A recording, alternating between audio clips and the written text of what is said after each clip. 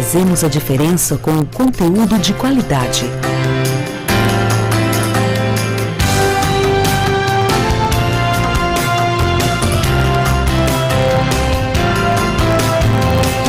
Fazemos o melhor. Nova Nordeste, a sua TV. TV Nova, o brilho da gente.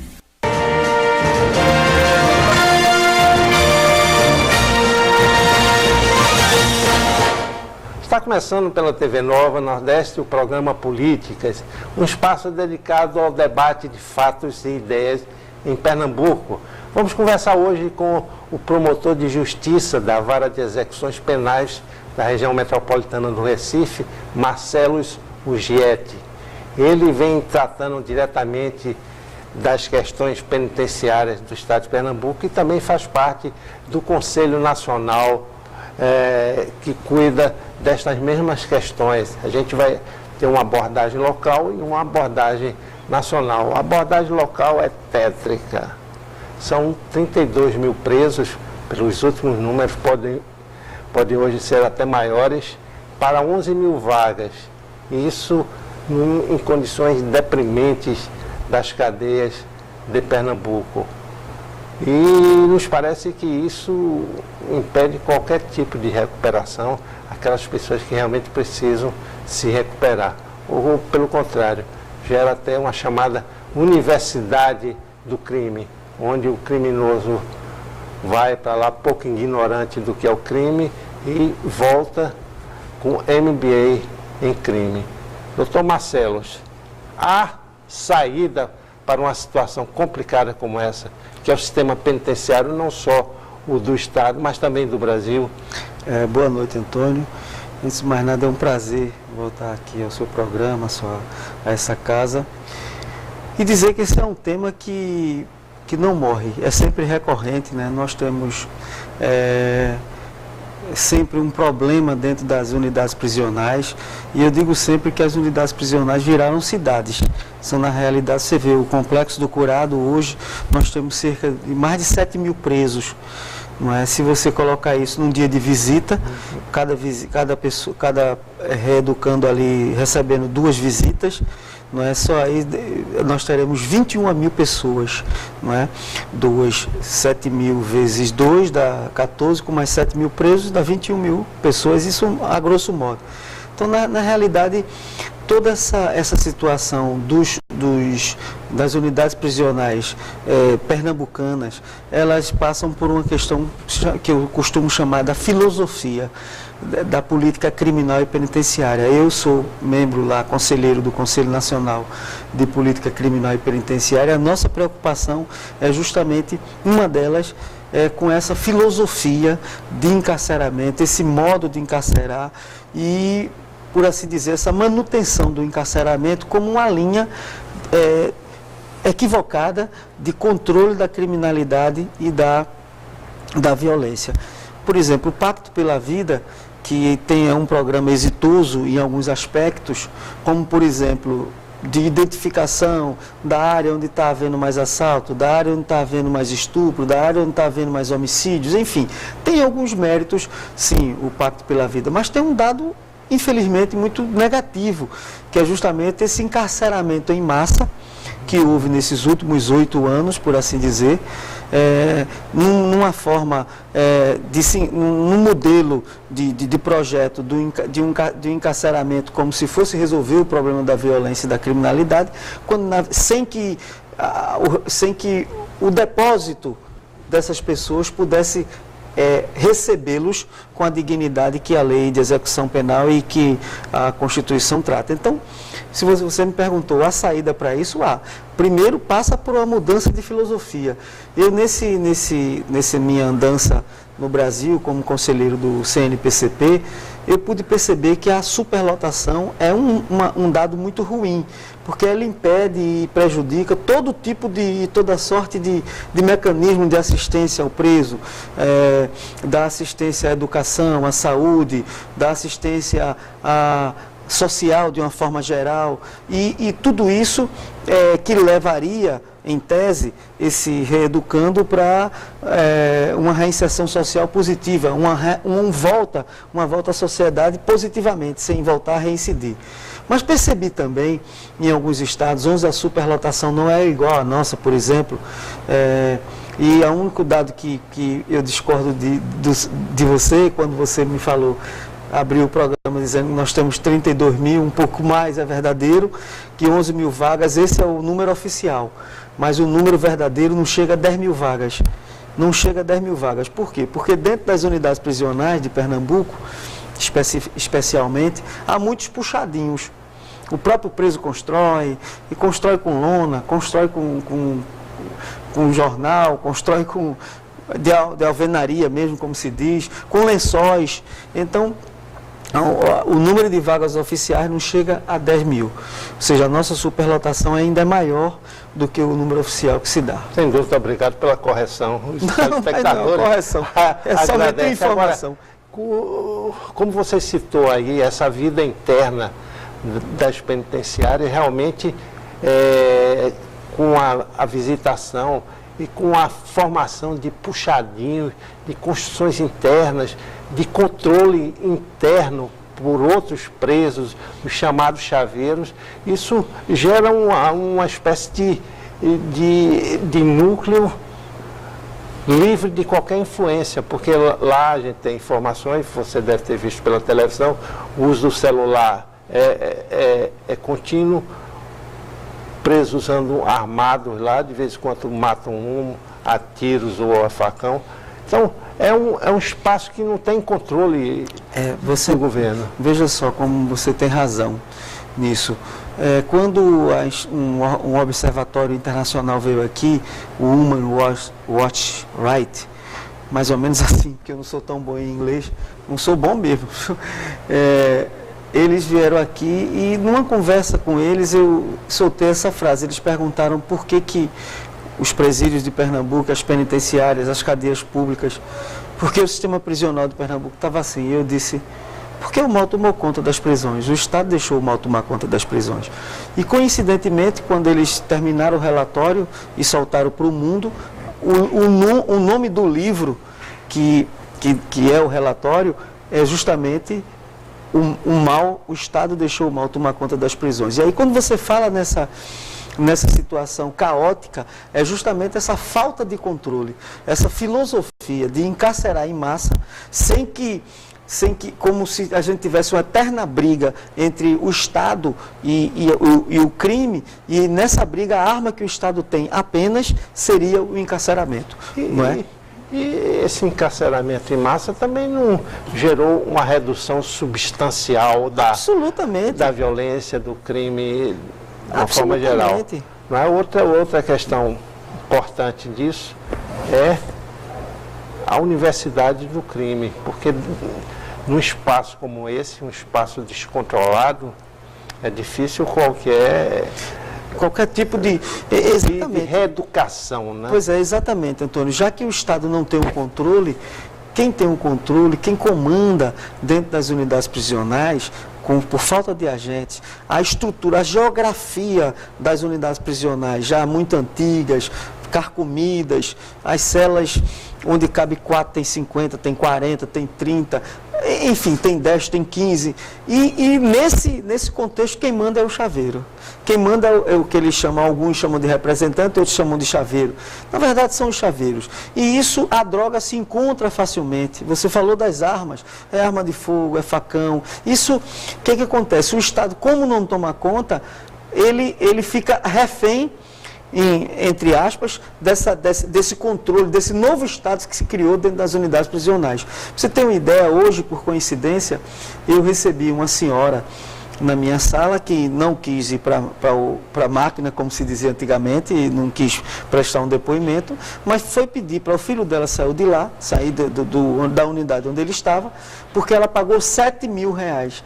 Conta de mentiroso, 7, né? Ela pagou 7 mil reais de 3 vezes para o filho dela ter um barraco dentro da unidade. Um barraco, ou seja, dentro da unidade ela pagou os 7 mil, o barraco tem tudo já, televisão, tem a cama para ele, tem isso, tem aquilo outro. E a colega dela pagou R$200 para que a televisão pudesse ficar na cela do filho dela. É uma companheira lá. Eu quis tomar por depoimento, por termo, essas duas declarações. Evidentemente que as pessoas têm medo de dar, e eu até entendo. Mas eu estou dizendo para ilustrar, isso não é nenhuma novidade, para ilustrar até que ponto nós chegamos. E a saída passa por uma inversão de filosofia. E passa também pelo Judiciário, pelo Ministério Público, pela própria, pela Secretaria de Defesa Social, pelos delegados de polícia, por uma política criminal e penitenciária, e criminal principalmente, que não privilegie o encarceramento. Nós vivemos hoje num tempo em que a prisão preventiva virou moda e até pau de arara. Hoje, no nosso Brasil, a condução coercitiva, que era uma coisa que depois de 30 anos de Ministério Público eu vim ver uma condução coercitiva, hoje virou uma moda. Então, assim, a gente tem que... E o próprio CNJ, o CNMP, o DEPEN, fomentam a política de implementação das alternativas penais, ou seja, a audiência de custódia é uma alternativa penal. Exato, a gente podia enumerar.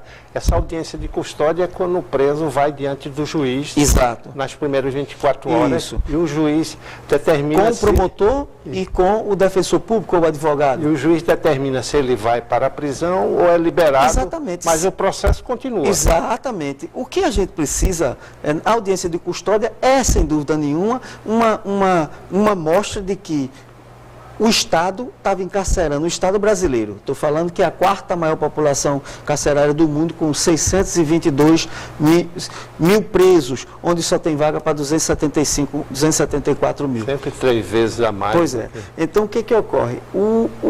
A audiência de custódia, ela veio e mostra hoje que é possível, sim, não se encarcerar desnecessariamente. E se não tivesse a audiência de custódia, nossa população carcerária certamente já havia passado dos 700 mil, e aqui em Pernambuco certamente estaria entre 35 e 36 mil presos hoje. E a audiência de custódia, ela, no Brasil, a média beira 45%, aqui em Pernambuco fica entre 33% e 38%, mais ou menos, de pessoas que não são encarceradas. O que a gente precisa é criar uma central de acompanhamento dessas liberações da audiência de custódia, para que a gente possa acompanhar essas pessoas que saíram, o andamento delas, o dia a dia delas, exato, se elas estão cumprindo as regras estabelecidas para a soltura delas. Exato, porque muitas vezes essa audiência de custódia, ao invés de contribuir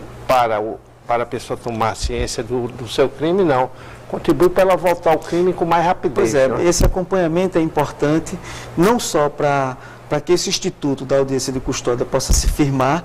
Eu diria até, Antônio, que esse instrumento da audiência de custódia, ele pode vir até a modificar o processo penal brasileiro, que é um processo penal longo, com 3, 4 instruções, com uma instrução na delegacia, que é inquisitorial, uma instrução no sumário, na justiça, por assim dizer. Se é do tribunal do júri, às vezes tem outra instrução no tribunal do júri, então é preciso que a gente desse uma enxugada. Talvez a audiência de custódia seja esse embrião para modificar o processo penal e a gente ser mais ágil nessa situação. Fora a audiência de custódia, tem um elenco de alternativas penais e penas alternativas a serem utilizadas. Eu queria ver qual é esse elenco, mas daqui a pouco a gente volta, esse elenco de medidas que podem ser tomadas para aliviar essa pressão toda em cima do sistema penitenciário local e nacional. Até já.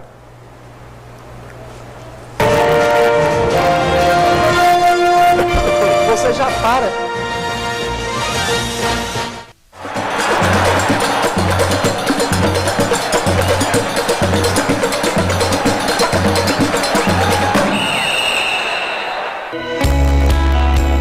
Toda mulher é bonita por natureza. Corpo, pele, boca e cabelos leves, soltos e muito bem cuidados. Toda mulher bonita tem seus segredos. Cuidar dos cabelos é um deles. Edelson Cabeleireiros, segredo de mulher bonita. A maior rede de especialistas de beleza de Pernambuco. Edelson Cabeleireiros.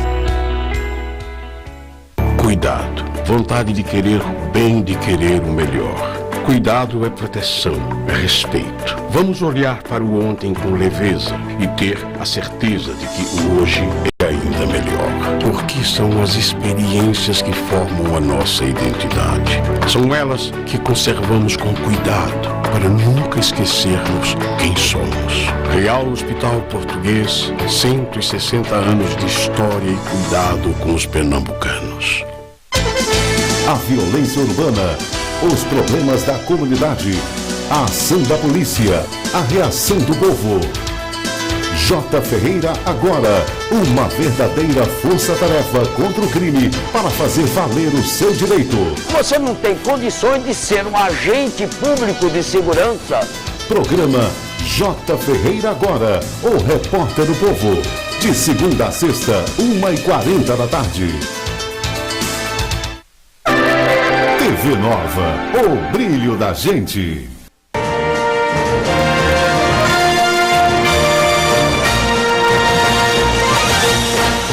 Estamos de volta no programa Política, aqui pela TV Nova Nordeste, conversando hoje com o promotor de justiça, Marcelo Ugietti.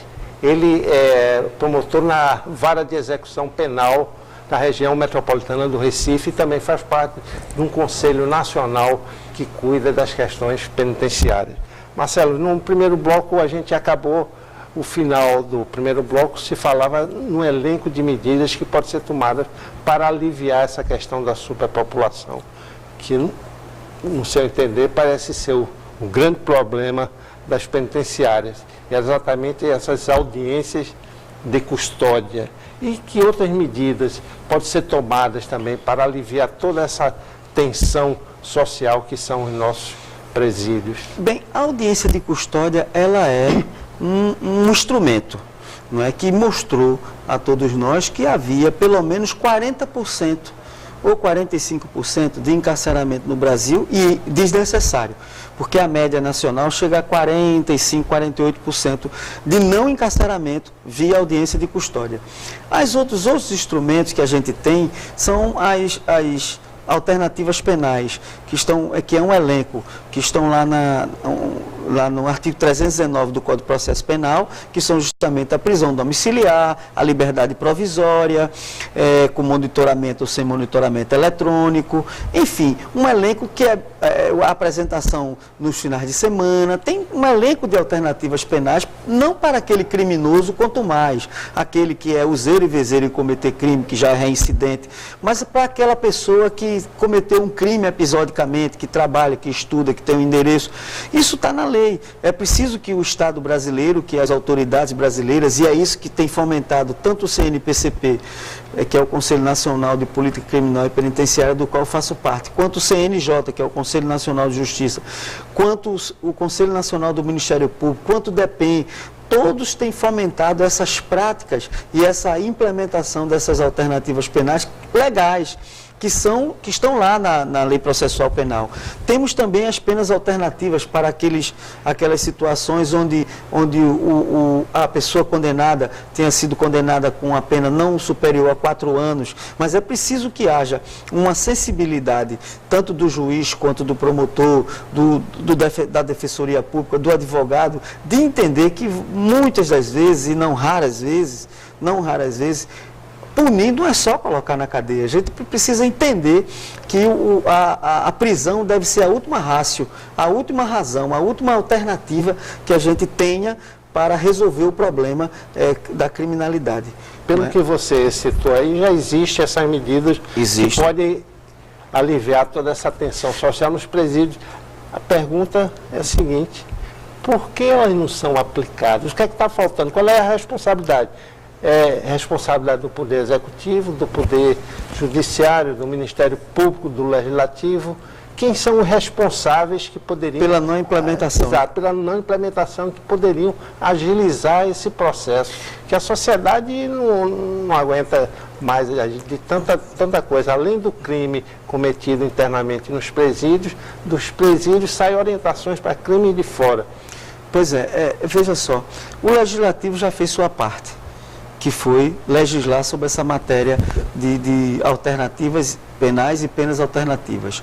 O Executivo, nesse aspecto não apita muito, mas quem deve ter uma sensibilidade maior e um olhar do futuro, daquilo que a gente faz enquanto promotor de justiça, enquanto juiz de direito, e aí não vai nenhuma crítica a nenhum colega, mas de uma forma geral, somos nós que fazemos o aparelho judiciário brasileiro, o aparelho de justiça, não é, do Brasil, de ter uma cultura diferente, uma cultura onde se privilegia a punição, mas não só a prisão, não é? A prisão tem que ser para aquelas situações onde a gente não tenha outra alternativa a buscar. Para você ter uma ideia, a VEPA aqui, que é comandada pelo Dr. Flávio Fontes, aqui em Pernambuco, que é um exemplo para o Brasil, ela tem um índice de reincidência bem pequeno, enquanto o modelo aprisionador, encarcerador, não é? A VEPA é vara de penas de execução de penas alternativas, que são aquelas restritivas de direito, trabalhar para a comunidade, enfim, penas que não são aquelas de aprisionamento. O índice de reincidência com as pessoas que cumprem pena nessa vara não chega a 5%, talvez 8%, talvez nem chegue a isso. Enquanto o modelo de aprisionamento, você sabe que, como você disse, é uma escola de aprendizagem para o crime. Então a gente precisa mudar essa filosofia, porque o instrumento nós já temos. Temos outros instrumentos agora, por exemplo, agora há pouco, desde 2010, a monitoração eletrônica, e eu tenho brigado por isso, pela implementação da monitoração eletrônica, não apenas como um viés de segurança pública, mas um viés de reintegração positiva com as pessoas do semiaberto que já trabalham, que não têm restrições negativas, tanto mulher quanto homem, para poder ficar em casa. Já tem alguns exemplos em alguns estados, por exemplo, a Rondônia faz assim, alguns estados do sudeste do país já estão fazendo esse tipo, aquele preso do semiaberto que trabalha, que não tem nenhuma restrição negativa no cumprimento da pena, já está saindo e fica em casa, monitorado eletronicamente, vai para a faculdade, vai para a escola, vai para o trabalho. Isso sim é se pensar no futuro, de que aquela pessoa que está ali dentro vai sair. Então é melhor que ela saia bem tratada e não tratada como um verme, como nós temos no Brasil todo tratado os nossos reeducandos. Exato, essa questão do tratamento do reeducando é muito complicada, porque as pessoas têm muito preconceito de quem esteve preso. Às vezes é uma besteira, não vale nada, mas às vezes são criminosos que ou querem se reeducar ou podem reincidir a qualquer momento. Então, diante dessa cultura, isso é uma forma o preconceito é uma forma de expressão cultural, dessa cultura. O que fazer? Como dar confiança tanto aos reeducandos quanto às pessoas que podem recebê-lo? Em primeiro lugar, eu penso que a gente tem que entender que o preso, a pessoa que cometeu um crime, o preso episódico, aquele que cometeu apenas um crime, ou qualquer outro que tenha cometido mais, é fruto da nossa sociedade. Esse cara não veio de Marte, da Lua, do Sol ou de outro planeta. Ele é daqui, de nós. Então é fruto da nossa sociedade. Por vezes, como você disse, preconceituosa em relação a ele. Só que ele vai voltar. Nós não temos pena de morte, nem temos pena de prisão perpétua.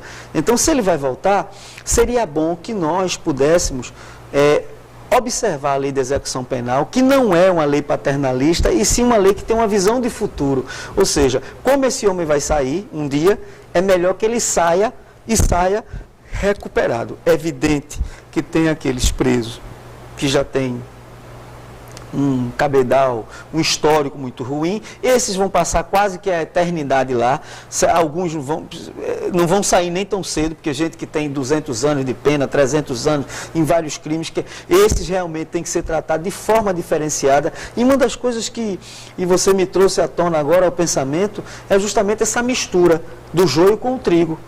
Não é? Essa mistura de presos episódicos, aquele que é primário, que cometeu um deslize na vida, um pecado na vida, com aquele preso que já tem um histórico muito vasto dentro do mundo do crime. Essa separação é pregada pela lei da execução penal, mas nós não conseguimos fazer ainda. Misturamos tudo. Jovens que só cometeram um crime, que vão lá para dentro, e lá dentro passam a ser robôs, empregados do crime, lá dentro, e quando saem também. Então a gente precisa ter uma cultura que seja de encarcerar com responsabilidade social, manter esse encarceramento com responsabilidade social e a liberação desse homem também com responsabilidade social. Acho que assim nós conseguiremos sim sair. E tem solução. Nós temos o modelo APAC lá em Minas Gerais, eu tive a oportunidade do mês passado ir lá, a convite do Dr. Paulo Carvalho, que é o juiz que trabalha lá há 20 anos, é um modelo APAC cuja reincidência é de 5% também. Lá não se tem armas, todos os presos trabalham, todos os presos estudam, as celas são extremamente limpas, tudo é por mérito, são avaliados, os presos são avaliados semanalmente, nenhum agente usa arma, é um projeto voluntário, quem quiser pode olhar na internet, o modelo apaquiano, que tem cerca de 40 unidades na região de Minas Gerais, mas já tem no Rio Grande do Norte. Esse modelo está sendo exportado para fora, para outros países, tem países que vêm para cá para conhecer o modelo APAC, que é maravilhoso, e o preso e o custo do preso, que no modelo oficial, nesse modelo, nessas favelas podres, que a gente trata o preso como verme, né, nem como bicho. Esse modelo, o Estado gasta R$3.000, cerca de entre R$2.000 e R$3.000. E lá no APAC se gasta R$800. Essa APAC é o quê? É a privatização do Não é a privatização, não. Que também é um modelo que os Estados Unidos nem quer mais ouvir falar. Mas agora a gente está querendo implementar. O APAC é um modelo alternativo ao modelo oficial. Inclusive, nós estamos tentando, junto com Carminha, que eu vou citar o nome dela aqui, que é uma batalhadora pelo modelo apaquiano, para a gente ver se inicia em Vitória com uma unidade feminina. São presos que eles mesmos trabalham, a comunidade é voluntária, de psicólogo, assistente social, advogado, médico, tudo é voluntário da comunidade. E é um modelo que já tem desde a década de 90, final da década de 80 para 90, é um modelo que é um modelo exitoso, cujo índice de reincidência é 5% e não tem uma arma lá. Agora, também não tem superlotação, não tem privilégios, todos trabalham, todos estudam. Enfim, é um modelo que a gente está querendo trazer aqui para Pernambuco. Essa situação de violência dentro do presídio passa muito também pela desocupação, né? Também. Como você disse, a PAC tem trabalho, tem estudo. E esses grandes centros presidiários de complexo de presídio não tem nada. Absolutamente. O cara passa o dia fumando maconha, bebendo, se drogando, né? Pois é. E o que é mais interessante, no APAC, o que a gente percebe né, é uma alternativa, como alternativa ao modelo oficial, é que lá a execução da pena é humanizada. O sujeito é tratado como um ser humano, como um homem.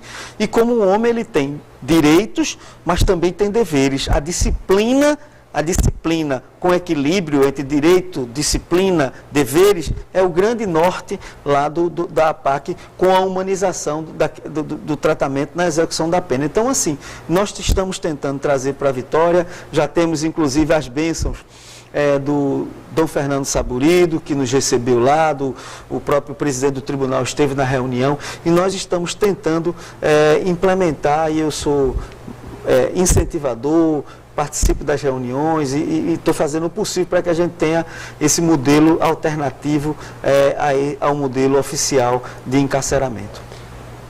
Recentemente houve aquelas explosões nos presídios, né? Inclusive promovendo uma fuga em massa, né? Isso já foi superado, já foi... Olha, na realidade, Antônio, isso está eternamente latente. É como se fosse um vulcão ainda sempre em ebulição. Por quê? Porque nós temos ainda as superlotações, ainda temos os grupos e os líderes mandando dentro das unidades prisionais, e a minha ideia é que, afinal de contas, aquele complexo do curado, que é um exemplo do que não se deve ter, não é? Tanto do que diz respeito à unidade por dentro como por fora, como encarceramento absurdo, sem controle do Estado. A minha recomendação ao governo do Estado é justamente a desativação do complexo do curado, como emblematicamente se mudando a filosofia de encarceramento. Isso ficaria para outra entrevista. Foi ótima essa conversa com o promotor de justiça da Vara de Execuções Penais do Recife e região metropolitana, Marcelo Zugietti. Conversamos sobre esse sistema penitenciário que é tão ruim, tanto para a população carcerária quanto para a sociedade. Marcelo, muito obrigado pela sua presença. O prazer foi meu. E ao telespectador, até o próximo programa.